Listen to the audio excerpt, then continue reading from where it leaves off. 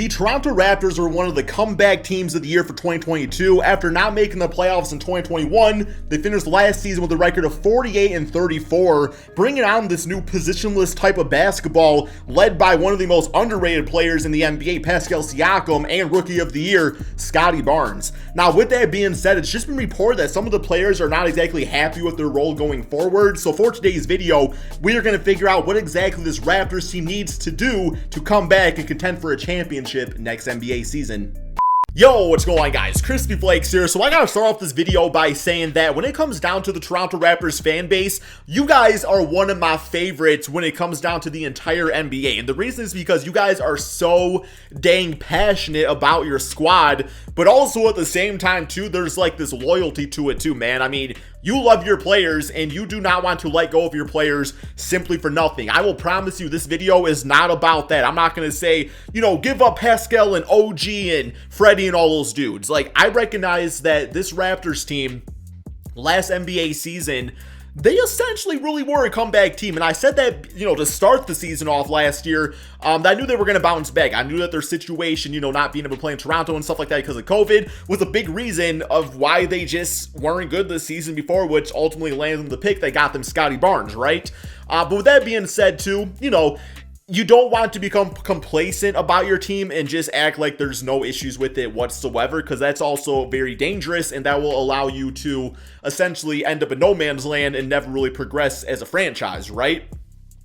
So alrighty, man, first off, let's start off with the tweet that I read this morning that kind of sparked me to want to make this video today. And this is from the Twitter account NBA Central, and the source is Jake L. Fisher, which is like an NBA analysis type of dude. And basically, this is what it says. It says, I've been hearing since March that OG has been dissatisfied with his role in Toronto. And I mean, there's a lot of guys dissatisfied with their roles in Toronto, man. And I thought that brought up an excellent conversation topic. Not only with, you know, what can the Raptors do about this, but also why are they disgruntled with their roles? And I think a big part of what they're disgruntled about is also a big reason why the Raptors are so like unique in their play style. And that is positionless basketball.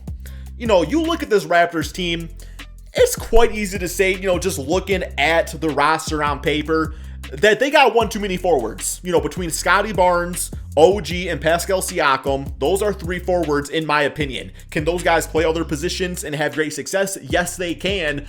But when it comes down to, you know, players like OG that want more of a structured type of thing, I could see where that could get a little frustrating. My prime example when it comes to positionless basketball, how it can disgruntle certain players, is like Anthony Davis. Anthony Davis does not like playing at center. He loves playing power forward. That's the position that he grew up playing and everything. That's the position that he knows his spots and knows he's going to excel at. So I could see too, you know, in this case, maybe Pascal doesn't want to be playing center. Maybe he doesn't want to be, you know, having to be responsible for banging down low with Joel Embiid and, you know, having Giannis coming down the paint on him and everything like that. Like, that can be exhausting in its own way. But with that being said, man, I'm just saying straight up, Pascal Siakam, one of the most, if not the most underrated player in the NBA. Like, seriously, that guy's absolutely fantastic, right? So, alrighty, man. What exactly is this roster looking like right now? From a starting five standpoint, what can change? Because right now, as constructed, you know, you're looking at Fred VanVleet, Gary Trent, Scotty Barnes, OG, and Pascal at the center. That's the lineup that they kind of rocked up with the most out there last NBA season. So I would say that the short term, probably like least dramatic scenario would be removing Gary Trent from the lineup. Just because out of those five players, I feel like he has like the less clout, and have that be use him as a six man off the bench or use him to trade for a piece that fits in the starting lineup. That's like a short-term thing you can kind of do. Now, me personally, I actually really like Gary Trent Jr. I think he's fantastic. I don't think that the Portland Trailblazers should have ever gotten rid of him, and I can see why Raptor fans would not want to do that. But at the same time, by doing that, you do kind of like shift things up a little bit, where you can run a lineup of, all right, this is my perfect world lineup, and once again, there's a little like positionless aspect to it, but basically I want a backcourt of Fred and Scotty. Now, you can call Fred the point guard or you can call Scotty the point guard. Me personally, I actually really like the idea of Scotty Barnes being listed as a point guard in the NBA and Fred at the 2 spot, which we know he knows how to play because he played that with Kyle Lowry, had really good success with it, and just kind of having a lot more ball handling roles and initiating the offense and things like that. Not saying he has to do it all the time, that's why we get Fred in the backcourt with him, but I really like that. That allows OG to play the 3 spot, Pascal at the 4, and then you go out there and you seek out your center. I think that's a really good fit. Now, if Scotty is also the type of player where he's just like, I don't really want to do that, I see myself as a small forward, then, that opens up some other issues, and at that point, you do have to make a choice between, Scotty, OG, and Pascal. One of those guys has to be the odd man out, and you kind of go from there. But that's assuming, if you're Coach Nick Nurse, you go up to the man Scotty and say, hey, I want you to help with the offense, play in the backcourt or Fred, and I think that would solve a lot of issues, right? So let's assume they do something like that. What's the one position they're probably looking for? We all know it's the center position. Now, at the same time, they got like Precious Achiuwa, who I think actually shows pretty good potential. But I do think there's also some scenarios too where you don't want to go into the season relying on him, just because, when he was on the Miami Heat, he had some really bad moments. And I think that's somebody that you're better off kind of bringing along with things. You also got like, Chris Boucher on the team, who's completely fine. But I think they need to go out there and they need to find their center, man. And the center position is actually pretty interesting because obviously, when you have Joel Embiid or Nikola Jokic, those are the type of guys that, do it all, right? Now, looking at years past when it came down to the center position, it was pretty traditional. You typically had a guy that was 6'10 to 7 foot tall that would block some shots, grab some rebounds, a little bit of post moves here and there, not always relied on offensively, but if you could do that, that was bonus.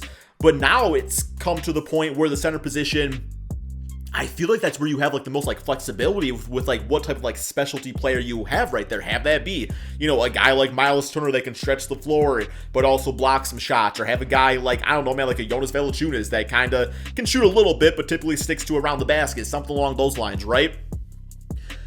But I don't know, man, like the 3 players that came to my mind that the Raptors should go after, I think there's ways to do it that does not result with blowing up the team. Now, if you're a Raptors fan that just say, I don't want to trade anybody at all, then, you can stop the video right here. But this is just kind of doing some minor little things right here. So I think the first player I would like to see them go for, this is actually a little bit off topic of the big man position because this is just like, like a good solid, backup player. I heard like Monte Morris on the Denver Nuggets could be available. Would love him as a backup point guard. Don't really have too much to say about that. Just whatever reason that one came to my mind. I don't think I like Malachi Flynn, who shows really good potential too, but I thought bringing a good veteran point guard like that would be kind of nice. But yeah, that was just like a separate thought. So I would say the 2 centers I want this team to go for is one that we've all heard about a ton, man.